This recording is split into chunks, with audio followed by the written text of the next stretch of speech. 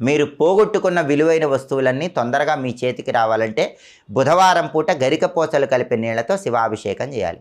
గురువారం పూట పసుపు కలిపిన నీళ్లతో శివాభిషేకం చేస్తే వివాహ సమస్యలు, దాంపత్య సమస్యలు తొలగిపోతాయి. గురువారం పూట అరటి పండ్ల గుజ్జుతో శివాభిషేకం చేయాలి. దానివల్ల చేతి వరకు వచ్చి జారిపోతున్న పనుల్లో విజయం అనేది తొందరగా లభిస్తుంది. శుక్రవారం పూట కస్తూరి అని ఉంటుంది. ఆ కస్తూరి నీళ్ళల్లో వేసి శివాభిషేకం చేస్తే చక్రవర్తిత్వం కలుగుతుంది. అంటే బ్రహ్మాండమైన పదవులు, ప్రమోషన్లు, అధికార హోదాలు రావాలంటే కస్తూరి జలాలతో శుక్రవారం శివాభిషేకం చేయాలి. బ్రహ్మాండమైన సౌందర్యం రావాలంటే, మంచి అందం రావాలంటే, అద్భుతమైన సౌందర్యాన్ని పెంచుకోవాలంటే కుంకుమ పువ్వు కలిపిన నీళ్లతో కానీ, కుంకుమ పువ్వు కలిపిన పాలతో కానీ శుక్రవారం శివలింగానికి అభిషేకం చేయాలి. సౌందర్యాన్ని రెట్టింపు చేసుకోవచ్చు.